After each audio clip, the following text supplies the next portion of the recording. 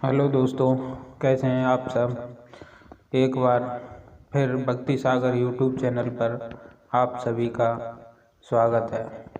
आज हम आपको करवा चौथ व्रत कथा की विधि सामग्री बताते हैं।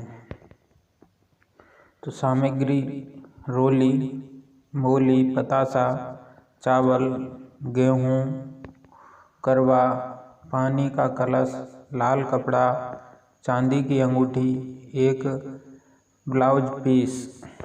पूजा। कार्तिक कृष्ण पक्ष की चतुर्थी को करवा चौथ का व्रत रखा जाता है। यह व्रत सुहागन महिलाएं अपने पति की लंबी आयु व स्वस्थ जीवन के लिए करती हैं। इस दिन एक करवा या गिलास लेकर उसमें चावल भरें, उसमें एक सिक्का व एक पतासा डालें व लाल कपड़े से बांध दें। कहानी सुनने के लिए मिट्टी से 4 कोण का चौका लगाएं। चारों कोणों पर रोली से बिंदी लगाएं। बीच मिट्टी या सुपारी से गणेश जी बनाकर रखें और रोली, मूली व चावल से गणेश जी की पूजा करें।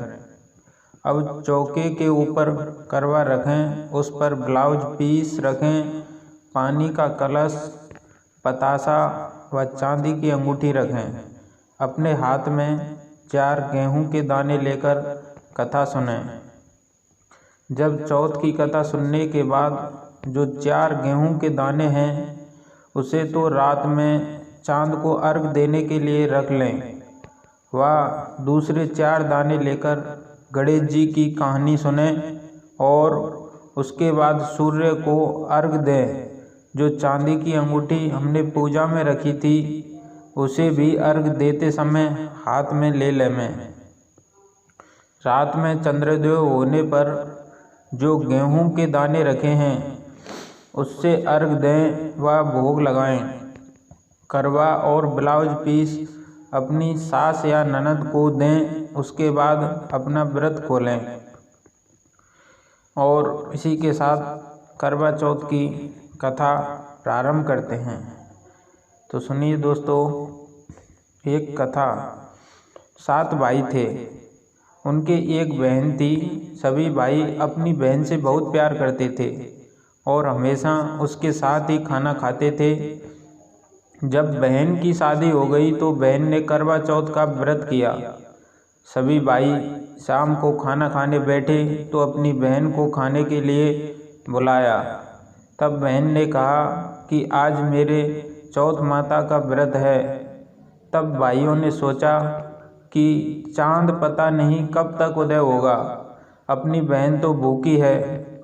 उन सब ने उपाय सोचा और पहाड़ पर जाकर आग लगाई और उसके आगे चालनी लगाकर चांद बना दिया और बोले कि बहन चांद उग आया। वह अपनी भाभीयों से बोली कि चांद उगाया। तो भाभी बोली कि ये चांद आपके लिए उगा है। वह बोली थी। नकली चांद के अर्घ देकर भाइयों के साथ खाना खाने बैठ गई। उसने जैसे ही पहला ग्रास तोड़ा तो उसमें बाल आ गया। दूसरा तोड़ा, इतने में उसके ससुराल से बुलावा आ गया कि लड़की को तुरंत ससुराल भेजो। जब माँ ने बेटी को विदा करने के लिए कपड़ों का बक्सा खोला तो उसमें भी सबसे पहले काला कपड़ा ही निकला। तब माँ बहुत डर गई। उसने अपनी बेटी को एक चांदी का सिक्का देते हुए कहा कि तुझे रास्ते में जो भी मिले उसके पैर छूती जाना और जो तुझे सुहागन होने का आशीर्वाद दे उसे ये सिक्का दे देना और अपने पल्लू पर गांठ बांध लेना। वो पूरे रास्ते ऐसा ही करती गई पर किसी ने उसका सुहागन होने का आशीर्वाद नहीं दिया।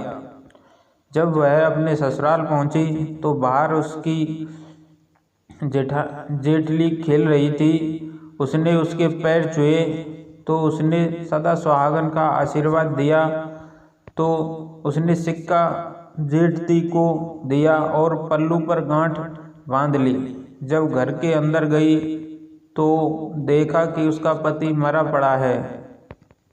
जब उसके पति को जलाने के लिए ले जाने लगे तो उसने नहीं ले जाने दिया। तब सबने कहा कि गांव में लाश नहीं रहने देंगे, तो गांव के बाहर एक झोपड़ी बना दी। वह उसमें रहने लगी और अपने पति की सेवा करने लगी। रोज घर से बच्चे उसे खाना दे जाते। कुछ समय बाद माघ की चौथ आई तो उसने व्रत किया। रात को चौथ माता गाजती गरजती आई तो उसने माता के पैर पकड़ लिए। माता पैर छुड़ाने लगी, बोली, 7 भाइयों की बहन घनी भूखी, मेरे पैर छोड़। जब उसने पैर नहीं छोड़े तो चौथ माता बोली कि मैं कुछ नहीं कर सकती, मेरे से बड़ी बैसाख की चौथ आएगी, उसके पैर पकड़ना।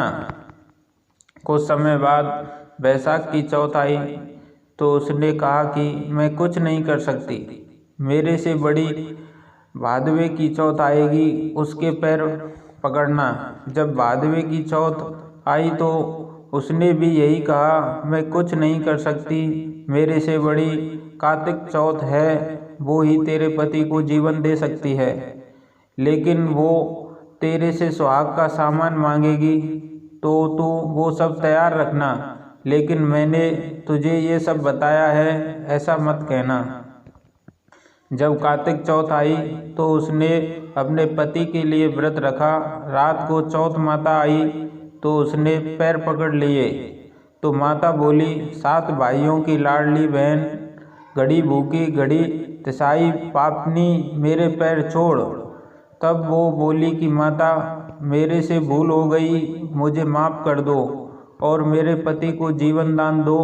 जब उसने माता के पैर नहीं छोड़े तो माता बोली कि ठीक है, जो सामान मैं मांगूं वो मुझे लाकर दे। माता ने जो सामान मांगा वो उसने लाकर दे दिया। तब चौथ माता बोली कि तुझे ये सब किसने बताया? वो बोली कि माता, मैं इस जंगल में अकेली रहती हूँ, मुझे ये सब बताने यहाँ कौन आएगा। चौथ माता ने मांग में से सिंदूर लिया, आँख में से काजल व चिटली अंगूठी से मेहंदी निकालकर उसके पति के छेटा तो उसका पति जीवित हो गया। माता ने उसके पति को जीवित कर दिया और सदा सुहागन का आशीर्वाद दिया। सुबह बच्चे जब खाना लेकर आए तो अपने चाचा को जीवित पाया, दौड़कर घर गए और सबको बताया कि चाचा जीवित हो गए।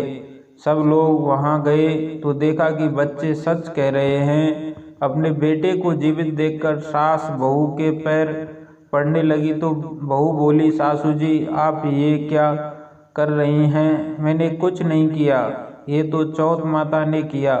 हे चौथ माता, जैसे उसको सुहाग दिया वैसे सभी को देना। तो धन्यवाद दोस्तों। आपको अगर ये वीडियो अच्छी लगी, ये ऑडियो अच्छी लगी तो शेयर और सब्सक्राइब करना ना भूलें।